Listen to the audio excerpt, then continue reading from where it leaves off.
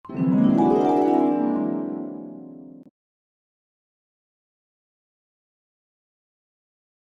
لله رب العالمين وبه نستعين على أمور الدنيا والدين وصلى الله على نبينا وسيدنا محمد وعلى آله وصحبه أجمعين أما بعد. Kita panjatkan puja dan syukur kehadirat Allah Subhanahu wa taala. Pada kesempatan sore yang berbahagia kali ini, tanggal 5 Ramadan 1445 Hijriah atau yang bertepatan dengan tanggal 16 Maret 2024, kita kembali diberi kekuatan, kesehatan, hidayah serta taufik dari Allah Jalla wa'ala, sehingga kita bisa kembali menghadiri pengajian rutin tafsir Al-Quran di Masjid Agung Darussalam Purbalingga. Kita berharap semoga Allah Subhanahu wa taala berkenan untuk melimpahkan kepada kita semuanya ilmu yang bermanfaat, sehingga bisa kita amalkan sebagai bekal untuk menghadap kepada Allah Jalla wa'ala. Allahumma amin. Salam dan salam semoga senantiasa tercurahkan kepada junjungan kita Nabi Agung Muhammad sallallahu alaihi wasallam, kepada keluarganya, sahabatnya, dan umatnya yang setia mengikuti tuntunannya hingga akhir nanti. Seperti biasanya, sebelum kita mengawali pengajian malam hari ini, kita akan membaca sebagian dari surat Al-Infitar. Semoga Allah Azza wa Jalla memberkahi majlis kita. A'udzu billahi minasy syaithanir rajim.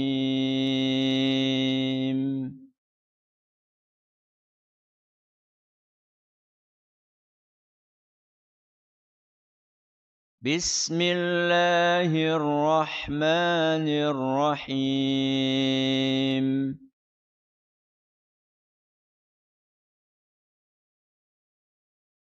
إذا السماء انفطرت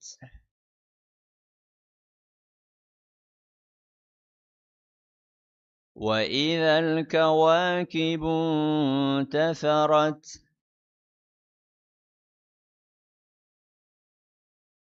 وإذا البحار فجرت وإذا القبور بعثرت علمت نفس ما قدمت وأخرت.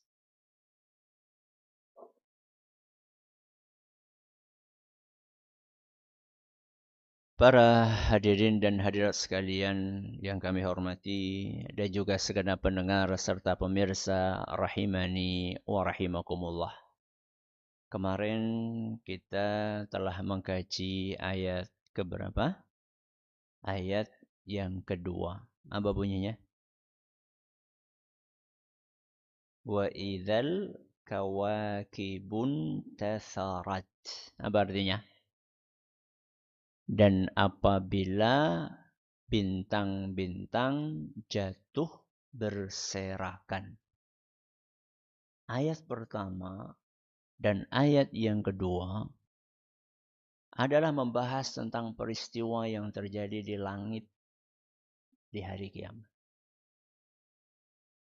Adapun ayat yang ketiga dan ayat yang keempat adalah membahas tentang peristiwa yang terjadi di bumi saat hari kiamat. Kalau kita perhatikan susunan ini, ayat pertama, kedua membahas tentang apa? Langit.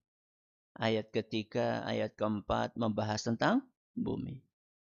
Kita bisa merasakan bahwa ayat-ayat Al-Quran itu tersusun dengan sangat rapi dan serasi.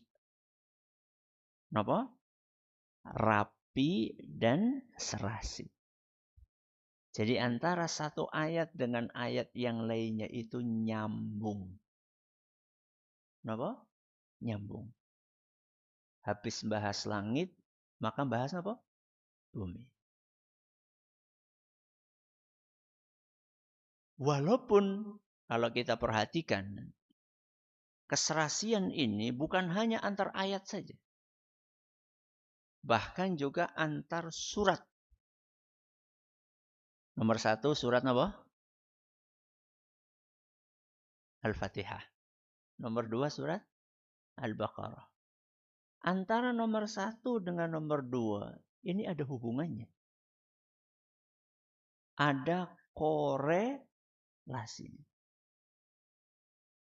Itu namanya korelasi antar surat. Nanti di dalam satu surat kan isinya banyak ayat. Satu surat isinya banyak apa? Ayat. Antara ayat pertama dengan ayat yang kedua itu ada apanya? Ada korelasinya. Nyambung. Begitu pula kedua dengan ketiga. Nyambung. Ketiga dengan keempat. Nyambung. Sampai ayat terakhir. Nanti ayat terakhir bisa disambungkan dengan ayat yang pertama. Itu keserasian antar apa? Satu ayat dengan ayat yang lain dalam surat yang sama. Dan yang menakjubkan juga adalah ayat. Itu kan kadang panjang ya. Panjang nggak? Panjang. Kadang-kadang ada ayat yang panjang. Ada ayat dalam Al-Quran. وَاتَّبَعُوا مَا تَتْلُو الشَّيَاطِينُ عَلَى مُلْكِ سُلَيْمَانَ. Itu panjang banget. Ada berapa baris. Bahkan ada satu ayat dalam Al-Quran itu satu halaman penuh. Satu ayat. Dalam satu ayat. Depan, belakang. Awal, tengah, akhir. Itu ada korelasinya. Nyambung antara awal ayat dengan apa? Tengah ayat dengan akhir ayat. Itulah keserasian Al-Quran. Antar surat dengan surat nyambung. Antar ayat dengan apa? Ayat nyambung. Dalam satu ayat yang sama. Antar awal, tengah, dan akhir ayat juga nyambung. Ada satu kitab tafsir ditulis oleh seorang ulama yang hidup di abad ke-8 Hijriah atau ke-9 Hijriah. Namanya Burhanuddin Al-Biqai rahimahullah. Membahas seluruh keserasian itu. Dalam satu kitab tafsir tebalnya segini. Judulnya Nadhmud Durar. Nadhmu ad-Durar. Nah, kalau kita perhatikan ayat pertama kedua bahas apa? Langit. Ayat 3-4 bahas bumi. Nyambung. Setelah bahas langit, bahas bumi. Karena alam semesta ini terdiri dari apa? Langit dan bumi. Di hari kiamat nanti yang kena efeknya bukan cuma langit. Maka akan timbul pertanyaan, kalau langit itu terbelah, bintang-bintangnya apa? Berjatuhan. Terus bagaimana dengan kondisi bumi? Timbul pertanyaan. Dijawablah sama Allah Azza wa Jalla. Dalam ayat yang ketiga dan nanti ayat yang keempat. Ayat yang ketiga, apa bunyinya? Wa idzal biharu fujirat. Dan apabila laut fujirat. Fujirat. Ada banyak penafsiran para ulama. Ketika kita bahas, kita kaji, kita teliti penafsiran para ulama, kita akan temukan ternyata para ulama itu punya pendapat yang berbeda-beda. Satu, ada yang menafsirkan fujirat itu artinya adalah dinyalakan. Kenapa? Dinyalakan. Berarti jadi api nggih? Iya. Laut jadi nopo? Api. Coba bayangkan, air jadi nopo? Api. Itu kan dua hal yang bertolak belakang. Kalau ada api, disiram air, mati. Menyalakan air pakai api, gimana? Ini dua hal yang bertolak belakang. Penafsiran yang pertama. Wa idzal biharu fujirat, artinya apa? Dan apabila laut dinyalakan. Ini penafsirannya Ubay ibnu Ka'ab dan Ibnu Abbas radhiyallahu anhum. Penafsiran yang kedua. Wa idzal biharu fujirat, artinya meluap. Napa? Meluap. Apanya yang meluap? Ya airnya, apalagi. Wa idzal biharu fujirat, artinya apabila air laut meluap. Ini penafsirannya Ar-Rabi' Ibnu Khutsaim rahimahullah. Penafsiran yang ketiga. Wa idzal biharu fujirat, artinya adalah ketika air satu laut dengan laut yang lainnya nyambung. Napa? Nyambung. Ketika air laut satu dengan air laut yang lainnya nyambung. Ada berapa laut di muka bumi? Hah? Orang ngerti? Pada. Sama. Pokoknya antara satu laut dengan laut yang lainnya nyambung jadi satu. Ini penafsirannya Ibnu Abbas dalam sebuah riwayat. Radhiyallahu anhu. Penafsiran yang keempat. Ada yang mengatakan fujirat itu artinya kering. Kenapa? Kering. Kering berarti airnya hilang. Airnya musnah. Berarti wa idzal biharu fujirat, artinya apabila laut-laut airnya mengering. Ini penafsirannya Qatadah rahimahullah. Baik. Yang benar yang mana? Nyala, terus apa tadi? Meluap, terus nyatu, nyambung, terus kering. Yang benar yang mana? Priwe kabehan benar.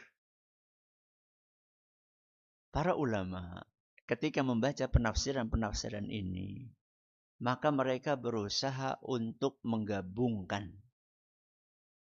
antara penafsiran-penafsiran tadi. Di antara yang melakukan metode penggabungan itu adalah An-Nahas.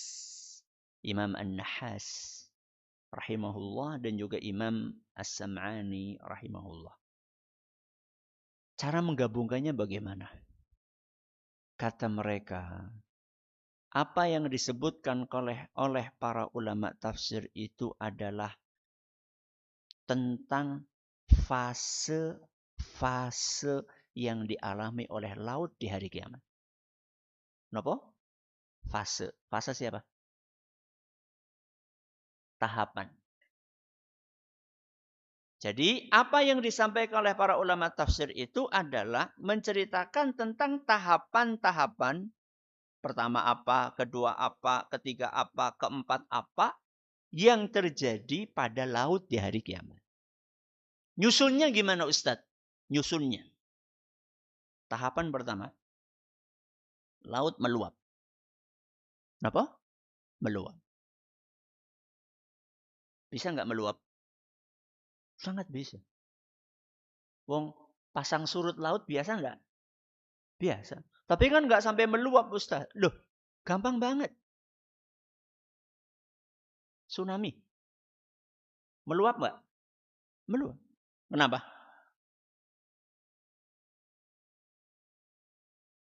Yang sepi. Gempa. Apa? Gempa. Gempa di pusat apa? Laut. Terus karena gempa airnya apa? Meluap. Dan nanti di hari kiamat gempa atau tidak? Gempa nggak berhenti-berhenti. Idza zilatil ardu zilzalaha. Apabila bumi digoyangkan tanpa henti. Bergoyang terus. Satu goyangan saja di tengah laut bisa membuat air laut meluap. Tingginya setinggi nopo? Pohon kelapa. Seperti di Aceh. Apalagi seandainya bumi itu dibikin gempa. Bergoyang tanpa berhenti oleh Allah Azza wa Jalla. Apa jadi? Pasti meluap. Fase pertama, laut nopo? Meluap. Fase kedua, laut nyambung. Laut nopo? Nyambung. Karena semua lautnya terkena gempa. Berarti semuanya nopo? Meluap. Ketika itu meluap dan nyambung, artinya seluruh permukaan bumi tertutup air. Sehingga para ulama mengatakan sara bahran wahida. Di hari kiamat nanti, laut akan menjadi satu. Tidak ada lagi laut Pasifik, tidak ada lagi laut apa? Hindia, nggak ada lagi laut Jawa, yang ada laut bumi. Jadi satu. Ini fase yang keberapa? Yang kedua. Nah terus makhluk yang di atasnya gimana? Ya mati. Wong kemelem. Tenggelam ya mati semua. Nggak ada yang hidup. Mati semuanya. Makanya jangan bercita-cita ketemu kiamat. Ngapain? Ya. Kata Rasul SAW, la taqumus illa ala syiraril khalq. Hari kiamat itu hanya akan terjadi ketika yang tersisa di muka bumi adalah manusia-manusia yang paling jahat.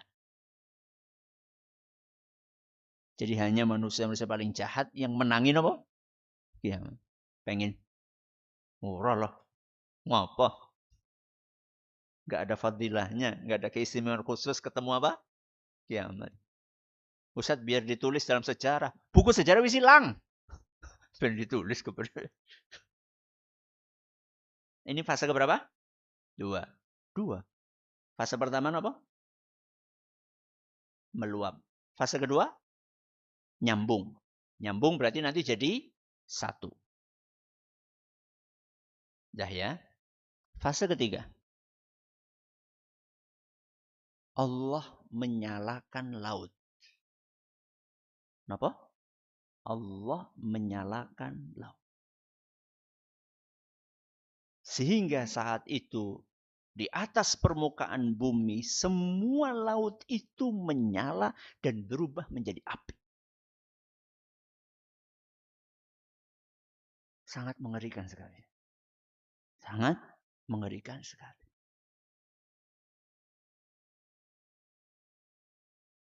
Ketika air dinyalakan, apa yang terjadi? Habis. Itulah fase keempat. Air laut atau air yang ada di permukaan bumi kering. Berarti berapa fase? 4. Yang pertama, meluap. Kedua, menyatu. 3, menyala. 4, mengering. Dan 4 fase ini diungkapkan oleh Al-Quran hanya dengan satu kata. Fujirat. Kue dahsyate ayat Al-Quran.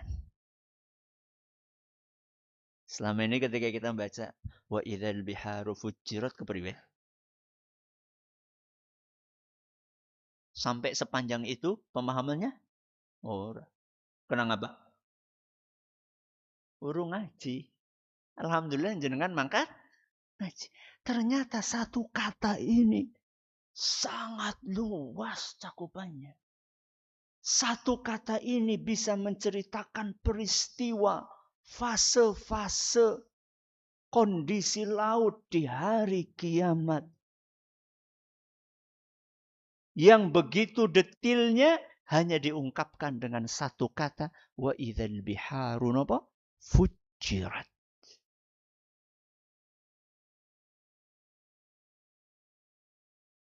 Maka ketika laut itu kering, apa yang terjadi?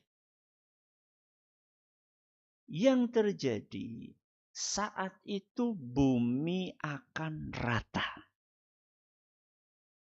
Akan apa? Rata. Kalau rata berarti nggak ada dataran tinggi, nggak ada dataran rendah. Loh, gunungnya kemana Ustadz? Sudah hancur. Gunungnya sudah hancur. Wa yas'alunaka 'anil jibal faqul yansifuha rabbi nasfa. Fayadharuha qa'an safsafa la tara fiha 'iwajan wala amta. Mereka bertanya kepadamu wahai Muhammad tentang nasib gunung di hari kiamat. Faqul, jawablah bahwa gunung itu nanti akan hancur. Akan dimusnahkan oleh Allah Azza wa Jalla. Menjadi debu. Dan kalau seluruh gunung jadi debu, berarti nggak ada apa? Nggak ada dataran tinggi. Maka saat itu semuanya rata. Nggak ada lagi tempat untuk bernaung. Nggak ada lagi tempat untuk bersembunyi. Semuanya terlihat. Satu dataran. Dan itulah persiapan untuk terjadinya peristiwa padang mahsyar. Buminya sama nggak? Buminya sama atau beda?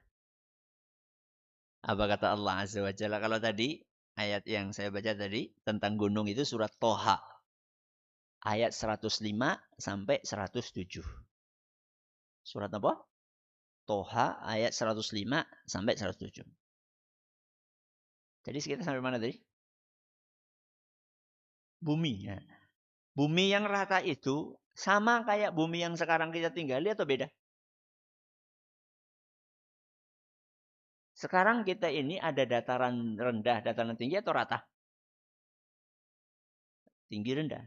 Nanti di hari kiamat buminya apa? Rata. Berarti sama apa beda? Beda. Berarti bumi baru.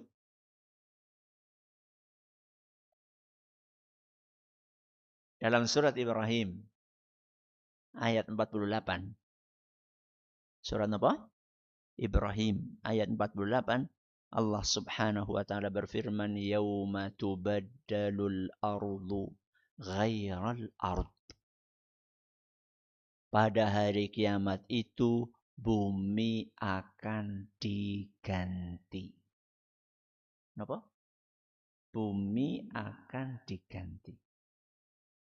Diganti pakai bumi baru atau bumi yang lama diganti bentuknya? Pertanyaannya, yauma tubaddalul ardu ghairal ardi. Pada hari kiamat bumi akan diganti. Diganti dengan bumi yang baru, bumi yang lama dibuang, terus diganti yang baru. Atau buminya diganti bentuknya, tetap sama buminya, tapi bentuknya diganti. Awalnya ada dataran tinggi, dataran rendah. Nanti di hari kiamat semuanya ini diubah, jadinya apa? Rata, nggak ada air, nggak ada apa-apa. Yang mana? Dua pendapat para ulama. Ya. Wallahu alam. Mana di antara dua pendapat itu yang lebih kuat? Intinya nanti di padang mahsyar itu bumi akan rata. Bumi akan rata. Lihat bagaimana kekuasaan Allah. menyatukan laut dengan laut saja hari ini mustahil. Mustahil. Gimana? Manusia yang bikin tidak bisa. Jangankan menyatukan laut dengan laut. Menyatukan air asin dengan air tawar saja nggak bisa. Manusia sekarang kalau jenengan ngelihat lewat apa namanya itu? Foto satelit dari atas. GPS. Itu akan kelihatan. Laut air nopo? Tawar dengan air asin. Nggak nyampur. Fotonya banyak itu. Dan itu sudah disebutkan di dalam Al-Quran. Dalam surat Yasin. Dalam surat Ar-Rahman. Disebutkan. Ayat 19 sampai 21. Dalam surat An-Naml ayat 61 juga disebutkan.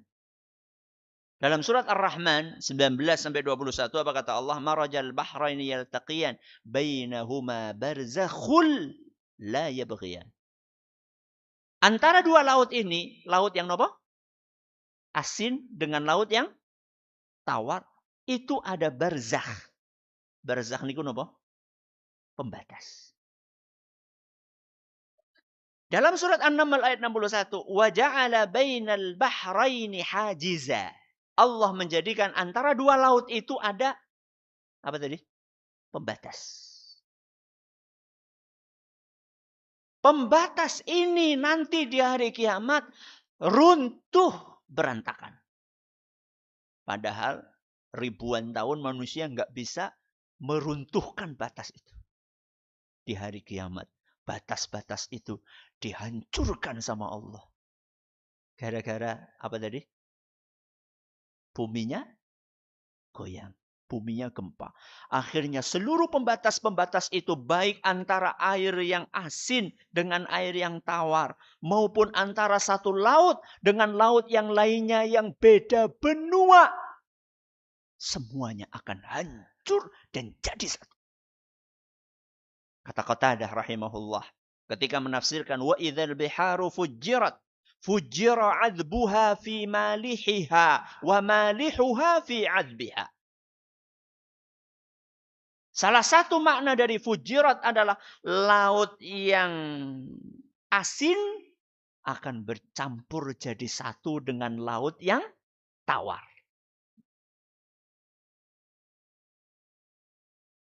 Tidak ada yang abadi di kehidupan ini.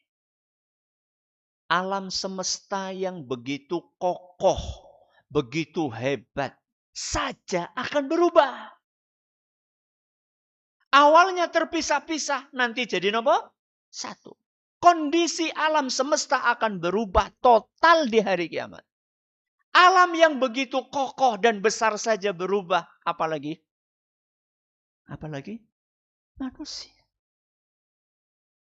Kita ini pasti akan mengalami perubahan.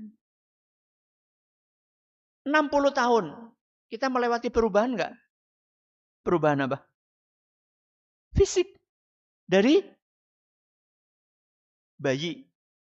Terus anak. Terus remaja. Terus dewasa. Terus tua. Terus mati. Ini kan perubahan. Tidak mungkin kita akan terus-menerus dalam kondisi yang sama. Tidak mungkin. Wong alam semesta ini pun juga berubah-berubah. Apalagi kita, isinya alam semesta. Pasti berubah. Tidak mungkin kita nggak berubah. Dan ingat, nggak cuma perubahan fisik. Termasuk perubahan kondisi ekonomi. Kadang rizkinya lancar. Kadang seret. Kadang seret maning. Nggak mungkin sama terus, tidak mungkin. Itu kondisi rizki. Suasana apa? Hati. Berubah-berubah. Kadang senang. Kadang sedih. Kadang bingung. Kadang bimbang. Tidak ada yang sama di muka bumi. Itu yang ada dalam diri kita. Interaksi kita dengan orang lain pun juga pasang surut. Begitu baru nikah, Masya Allah. Bulan madu. Ya. Kayaknya hanya kita berdua yang ada di muka bumi. Begitu 3 bulan, 4 bulan, mulai ya Pak? Hah? Orang tukaran? Hebat teman jenengan. Mulai ada gesekan, oh mulai paham, oh ternyata karakternya kayak gini. Pasang surut dalam rumah tangga. Itu sesuatu yang sebuah keniscayaan. Begitu pula iman kita. Kadang apa? Naik, kadang turun.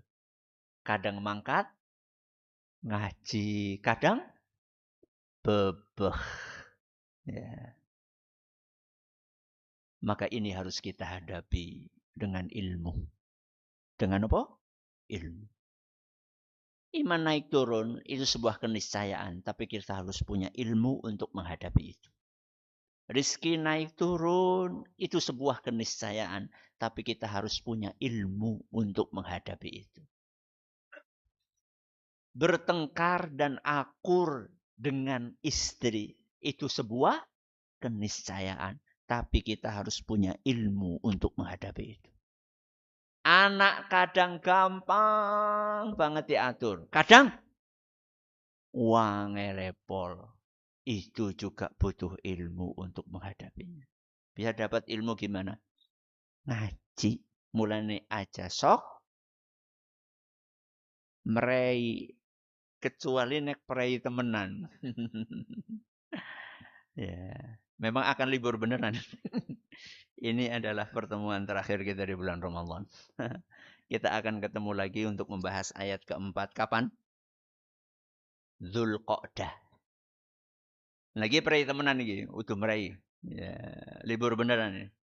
Ramadan libur, kemudian Syawal libur, awal Dzulqa'dah.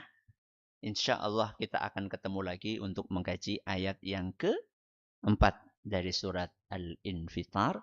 Semoga apa yang kita pelajari bermanfaat bagi kita semuanya. Terima kasih atas perhatiannya. Mohon maaf atas segala kurangannya. Kita akhiri dengan doa kafaratul majelis. Subhanakallahumma wa bihamdika asyhadu an la ilaha illa anta astaghfiruka wa atubu ilaik. Assalamualaikum warahmatullahi wabarakatuh. Jangan lupa untuk subscribe dan share bila kajian ini dirasa bermanfaat.